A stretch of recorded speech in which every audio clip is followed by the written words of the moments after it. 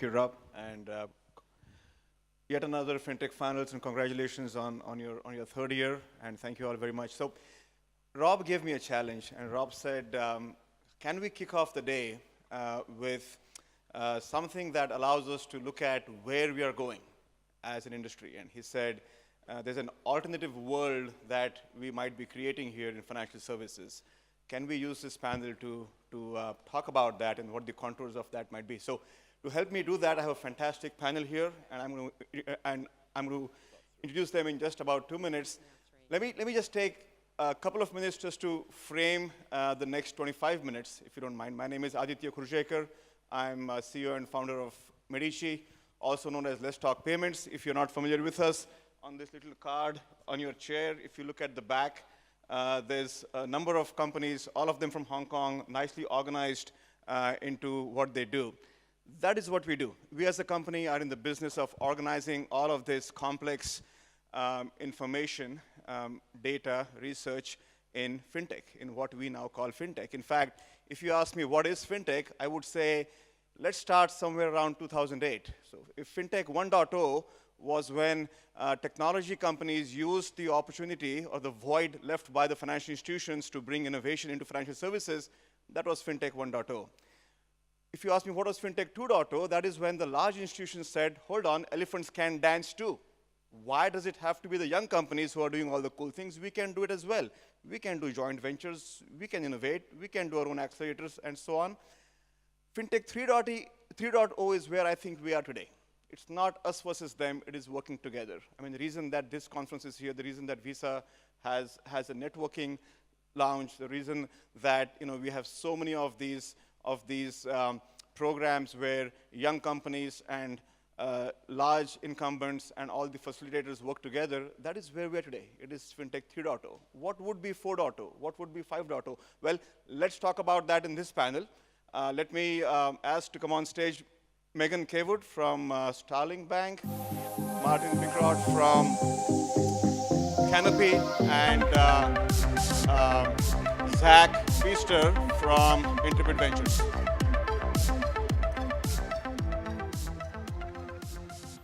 So I'm going to ask this very esteemed panel here to introduce themselves. So I'm not going to pretend to do a good job. So if I could start with you, Martin. Yeah, good morning. My name is Martin. My background is in finance. I spent 15 years in Deutsche Bank in global markets. That was a very interesting perspective to work with institutions and see what's going on and moving the markets. After 2008, which, my God, that's now 10 years ago, we saw a lot of changes in the financial industry, in the whole landscape, a lot of it in regulation, a lot of it in how banks behaved, and it made life very not fun in a bank. Maybe some of you will also appreciate that, having seen that from the inside, maybe. And it drove me to look outside and to look into FinTech. That's what we do in Canopy. We started a company to see what we can improve in the financial system, and we're working on data aggregation, data visualization, very focused on high net worth space, working with advisors. And it's giving us a perspective of a FinTech and then of a company that is doing innovation primarily to work in collaboration with the existing financial system. We're not here to disrupt. We are here to help the companies sort of become better, service their clients better, and sort of use technology to have better outcomes, ideally for the client, but also, of course, for the bank, for the institution, or the advisor. It's given me a very interesting perspective because we can see how keen institutions are to participate, but also at the same time how incredibly hard it is for these institutions to do those transformations and to go through a process of just trying to adopt a new system. And I'm very keen to see how this pans out and how it goes on. Thank you. Megan? So I'm Megan Caywood. I'm the Chief Platform Officer of Starling Bank. My background is in financial technology out of San Francisco, and previously I had been leading our global expansion at a company called Xero, if you're familiar, in financial technology out of San Francisco, but really focusing on the UK market. And so from that role, I moved over to the UK on what's called an exceptional talent visa to really start Starling Bank with Ann Bowden, our CEO. And from there, what we've done is we've launched a challenger bank, is what's often called, but we like to call ourselves a tech startup with a banking license. And what we're really looking to do is we've built a full scratch, or a bank from scratch. We've gotten our full banking license, and now we offer a retail current account and are now focusing on a business current account and are expanding globally. So with that, it's really looking to not only build a new bank, but then also really looking at all of the other higher profit financial products that banks also offer and building out a marketplace platform to provide those services to our customers as well. So yeah. Thank you, Megan. Zach? Awesome panel, right? I'm Zach Peister. I'm the Chief Development Officer of Intrepid Ventures. We are a Hong Kong company, a global small enterprise with resources all across Southeast Asia, the Americas, and Europe. We are investors in and builders of blockchain-powered systems and companies. We do a lot of things that nobody knows about, but where you can find some information about us and blockchain that is completely company agnostic and blockchain agnostic at blockchainreview.io. And one of the principles that I live by is Ray Dalio's principles. If you've not read his book, you should. And he starts off the book literally saying, I'll paraphrase, I'm a complete dumb person, although he didn't say person, but I'm a dumb expletive relative to the things that I need to know. And I think this is really representative of, particularly in the blockchain ecosystem, is you have, and in the broader fintech space, things are moving exponentially far faster than we as humans can actually comprehend. So again, my perspectives here are relative to what I think I know, which may be very different to the rest of the industry. Thank you. So, as you've heard from them, we are already seeing the various dimensions here of what is Fintech Next.0. And just for some definitions here, when I say Fintech, I mean everything by way of financial services innovation. It's not just the startups. As some people say Fintechs, well, I say Fintech is everybody. The large players, the young companies, the enablers, the investors, right? Everybody who's doing financial services innovation. And so if you look at now where we are going, or if you look at the next state of the industry, what you have here is a challenger bank. I don't know if you like that moniker or not, but that's what people call you. So you are setting up a banking experience, fresh, brand new, without working with an existing bank. You are working with existing banks to say to consumers, what you have been doing with them, do it better using my technology and my tools. And then you are saying, I'm going to invest in things that will enable the rewiring of some of the infrastructure and the transactions that will enable better experiences. So already you are seeing here the different dimensions of what that next state can be. And I'm just going to start with a question or a hypothesis saying that why do we even talk about this today? Why did fintech even happen? I mean, I would say that because of technology and open platforms coming into the financial services world in such a big, fast way over the last 5 to 10 years, experience or the expectations from consumers went up, right? Gen M, and I don't look at M as millennials, I look at M as mobile, right? Gen M has a higher expectation from us, and therefore, you had no choice but to give them those experiences. And one of the things that I'm assuming is important for you as you look at your platform and product in what you offer is design. What would you like to say about that? How big is design in what you do for your consumers? So at Starling, we very much would agree with that kind of summary that you gave, which is consumer expectations have been changing, but it's built upon this precipice that the fact that software has been very fundamentally changing in terms of the way that it's built and brought to market. And with that, customer expectations are changing around what they expect. And so banks, while they had been fairly good at keeping up with technological change, that really stopped with the financial crisis in 2008. And what happened was the focus shifted to all of the new regulation and requirements, the new fines being imposed, and so innovation just dropped to the bottom of the priority list. But that was in 2008, and since then, some of the most transformative changes have come to market. So that was the year when the iPhone launched, and then Uber, WhatsApp, and Airbnb. And all of a sudden, what banks were offering and what consumers were expecting just started to dramatically shift. And so from our perspective at Starling, there's this huge opportunity to bring the type of design, the consumer experiences, the intuitiveness and ease of use that you would expect from a consumer technology into banking. Because right now, if you talk to a product manager at one of the larger traditional banks, they would usually talk to you about interest rates. And while that's interesting, when you talk to a product manager at a consumer tech company, they're going to understand how do you collect and analyze data and present that to customers in interesting ways? How do you understand the user journey, understand their pain points, and solve those in delightful ways?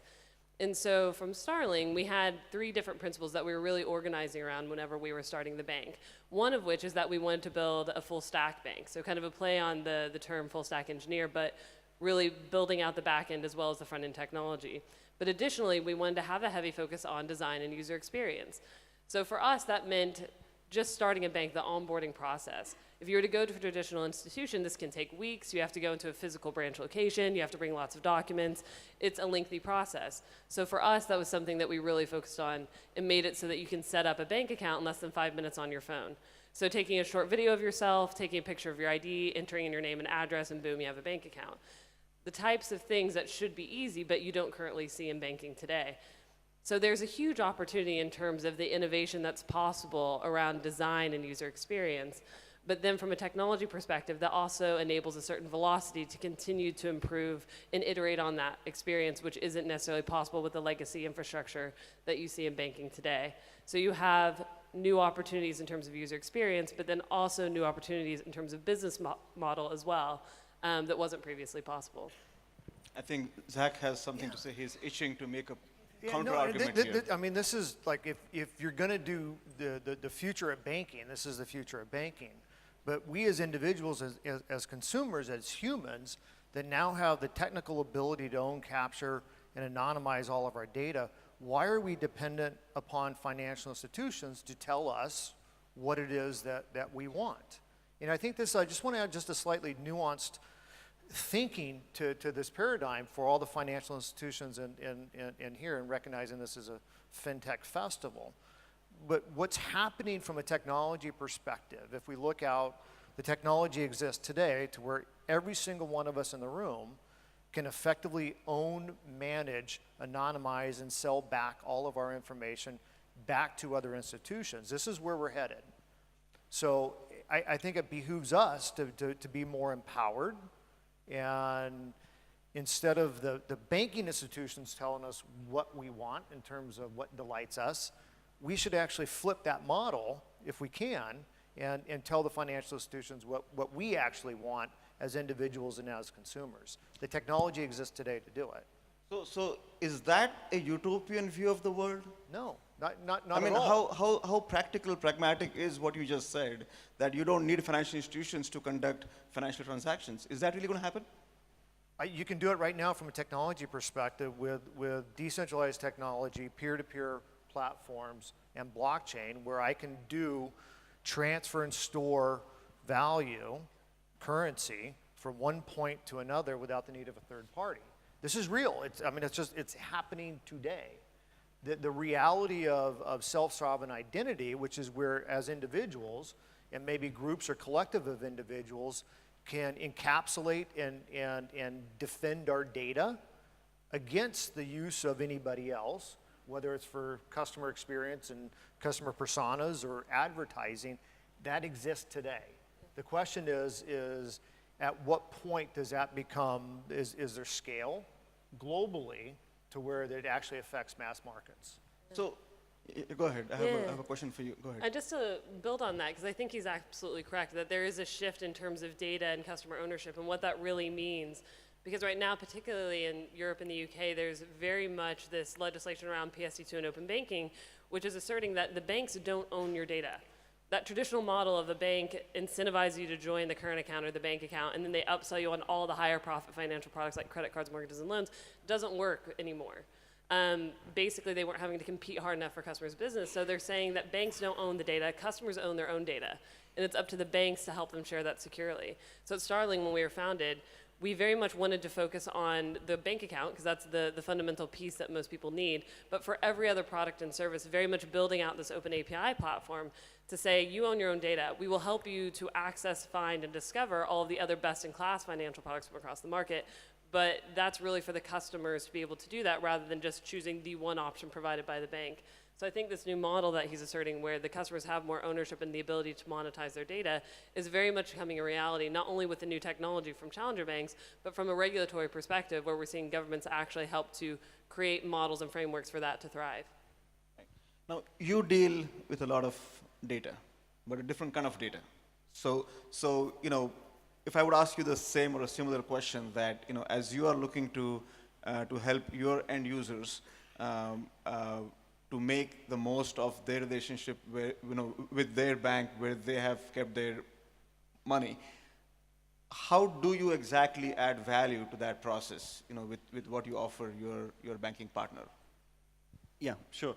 So bringing data in one place, and that is the self-sovereign identity that Zach mentioned, or the open banking that Megan mentioned, allows the consumer to actually have that choice and go that path.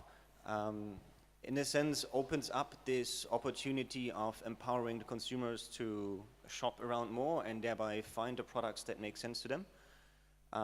I don't think we can go as far as to say that banks are going to be irrelevant, even though from a technology perspective, everything is possible. But so as long as you have a desk and a kid with a shrill voice, you can have a money changer. So technically, it's possible to set that up. It doesn't mean that a regulatory authority will let you do it, because given the impact on the society, regulation is prevalent. So I see banks to be very much a cornerstone of the financial system still.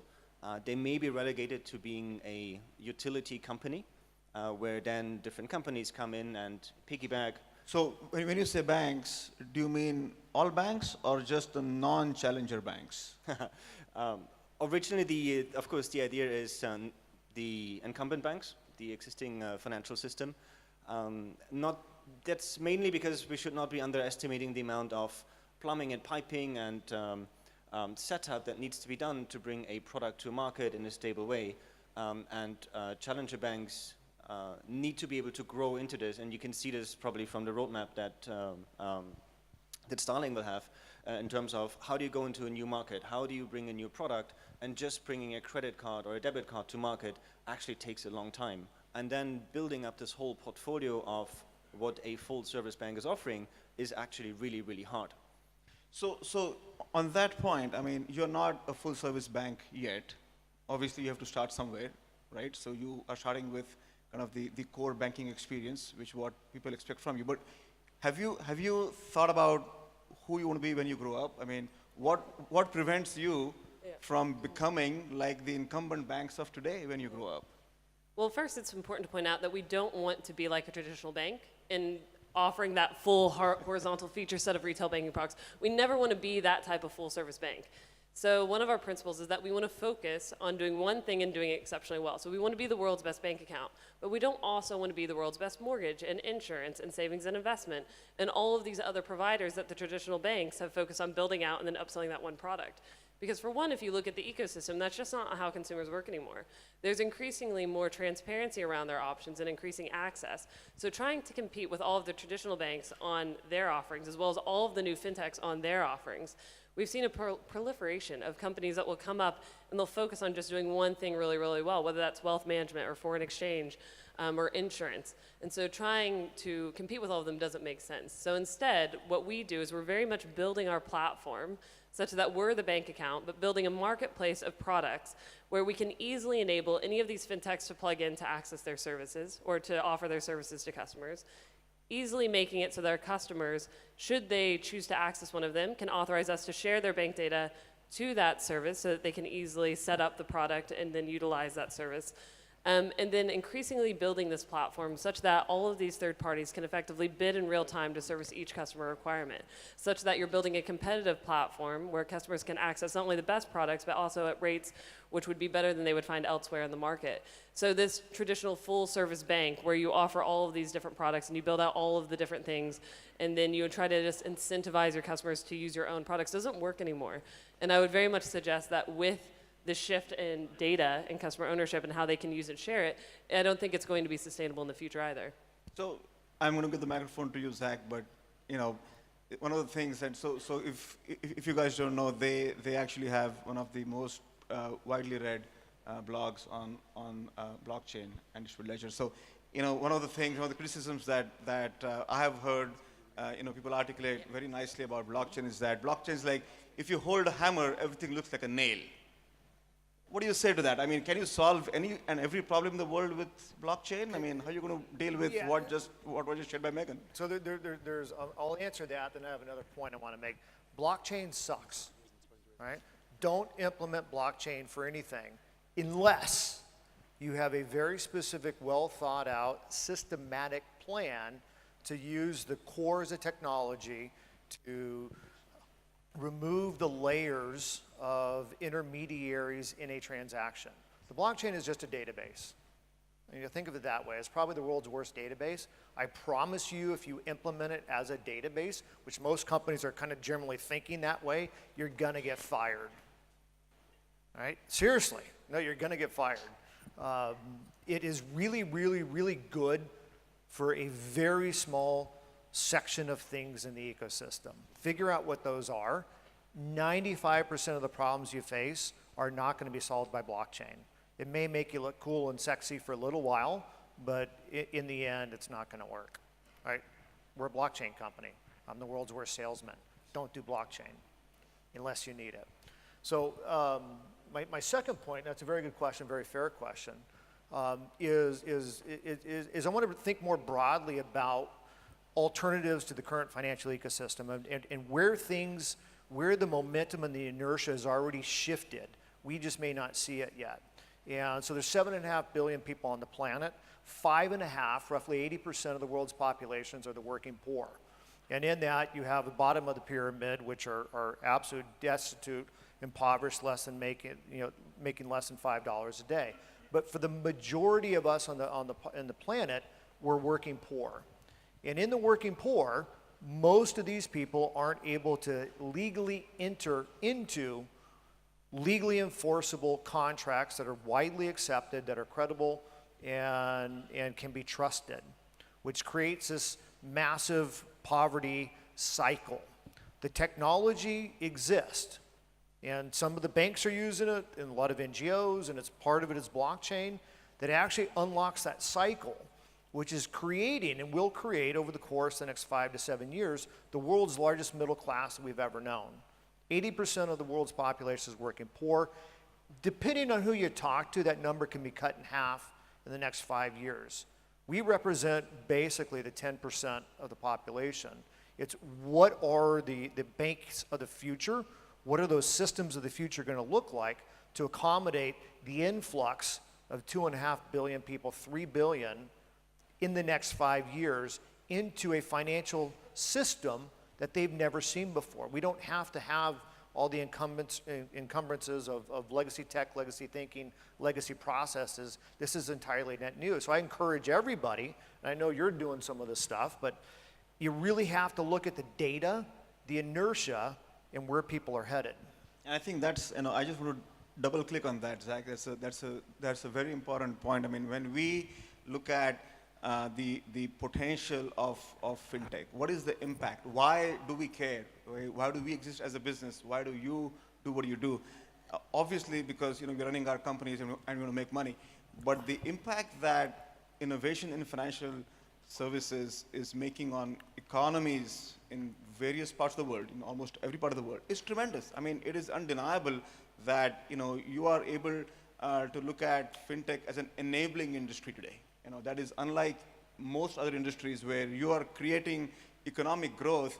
And how cool is that? I mean, we here in this room are able to say that with a straight face, we are able to say that financial inclusion is not just a buzzword, but like you just said, you are able to use technologies to allow all kinds of people, not just the bottom of the pyramid, but everybody up and down the chain, right? Small business owners, entrepreneurs. I mean, the ecosystems that we are nurturing today with this fintech thing, and it's very easy to dismiss it as a buzzword and having a window, but look at the impact, tremendous impact, and that's what keeps us going, and I hope you all feel the same way. We might have chance, we might have time for maybe a question or two from the audience if somebody is really itching to ask one. If not, we're going to close, but anybody wants to ask a question? Quick. Yes? I know we have questions in the audience. Raise So your hand. let's do this. I can't actually see, the lights are so bright.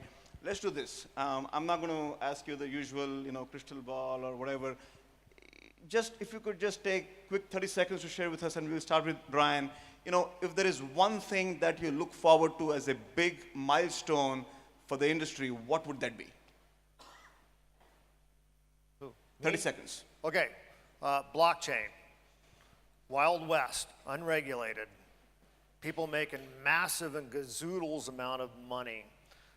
I'm looking forward to light regulation that allows the bad actors and the bad activity to be weeded out, and we create a more fair, more balanced system so that everybody can participate and play on the same level playing field. Megan, 30 seconds. Open banking and actually seeing the full fruition of PSD2 coming to life. Right now, what we've seen is it's been implemented, but the banks haven't hit the deadline, and so it's still not being seen today. But I'm really excited to see that being fully implemented and seeing the shift of ownership of customer data move from the banks to the customers and how that will impact the ecosystem. Martin? Banking is the second oldest business in the world. And the change that it's going through is tremendous. So I don't have any particular milestone, just Fintech is where serious things are going to happen that are going to change the landscape of what companies look like. It's similar to, I don't know, digital photography, wiping out, old sort of photography companies. And this is just a super exciting space to be in, and it's great to see everybody here trying to be part of it. With that, thank you very much, and thank you, Rob. Thank you.